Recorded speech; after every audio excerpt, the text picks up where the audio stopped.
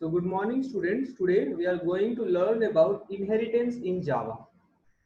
So what is inheritance? It is one of the most effective features of OOPS paradigm. It establishes a link or connectivity between two or more classes. So this is very important that inheritance establishes a link or connectivity between two or more classes. It permits or allows sharing and accessing properties from one class to another class. So we can share the properties between classes. So suppose we have certain properties or certain methods that are declared in a class A, we can share the same method with another class, say B. To establish this relation, Java uses extend keyword. So for inheritance, for a class to inherit other class, we need the extend keyword.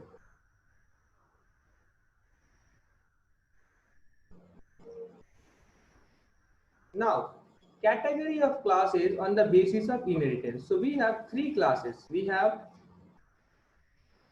a superclass, an intermediate class, and a child class. So what is a superclass? It is the base or parent or driver or inheritance or ancestor class, whatever you can tell. So the first class is the superclass. We we share the methods. So here in the example, you can see that class A is the superclass, and we share the methods and variables from this class A to all other classes, to class B as well as class C. Intermediate class, it is also called mediating or dual class. So this is the class which inherits the property of some class and which is again inherited by some other class. So class B inherits class A, and class B is inherited by class C. So intermediate class inherits some class and it is further inherited by some other class.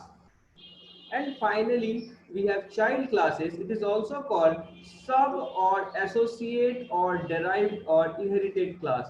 So the basic property of this child class is that it inherits the features of other classes.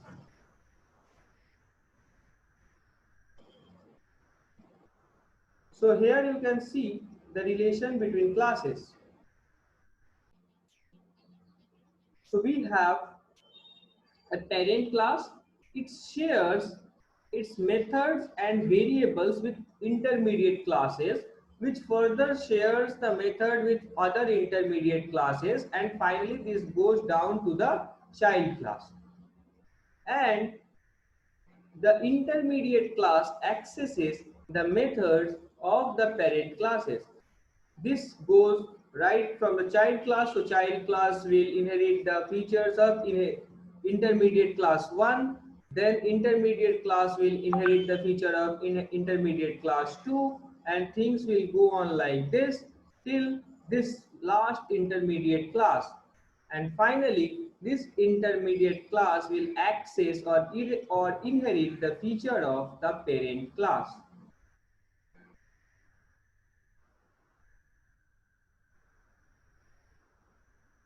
So what is a superclass? It is the top located class.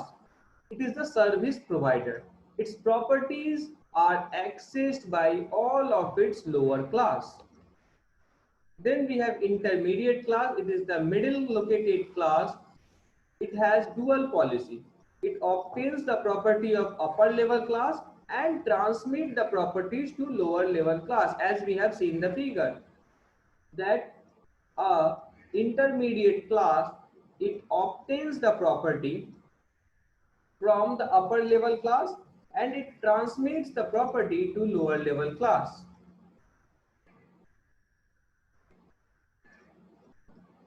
Finally, we have child class. So child class is the bottom located class. So it is much benefited class. Why much benefited? Because it can access the methods of all the above located classes. Much loaded class, properties of child class as well as class and parent class can be accessed only by the object of the child class.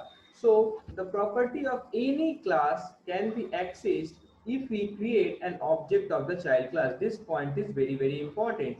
So if we have an object of a parent class, we cannot access the methods that are present in the child class. But if we have an object of child class, we can access the methods of parent class as well as child class.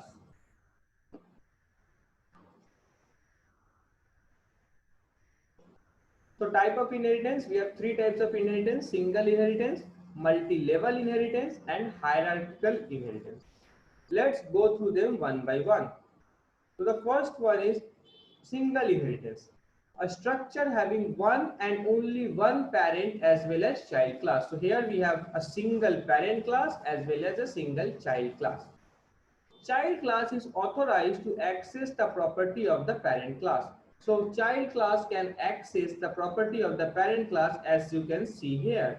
So here the child class is accessing the properties of the parent class, whereas the parent class is sharing the properties of the child class. So syntax. So here class A is the parent class, class B extends class A. So the child class extends the parent class.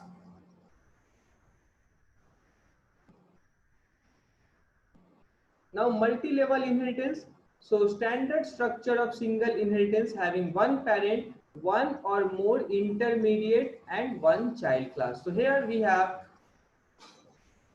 a one parent class, we can have multiple intermediate class, and finally there will be one child class.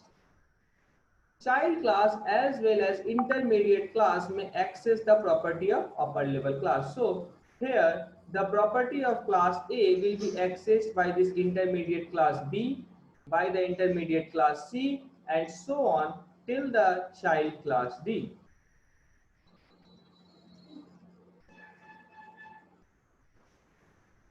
And finally, we have hierarchical inheritance, a structure having one parent and more child class. So here we will have one parent class, as you can see here, we will have one parent class and more than one child class.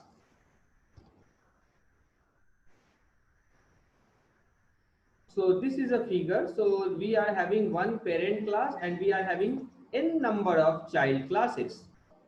Child class must be connected with only parent class. So there will be no intermediate class in between. So child class will be connected directly to the parent class. So here you can see that class A is the parent class, class B extends class A. So this is a child class. Similarly, class C extends class A. This is also a child class. Similarly, class D extends class A. This is also a child class.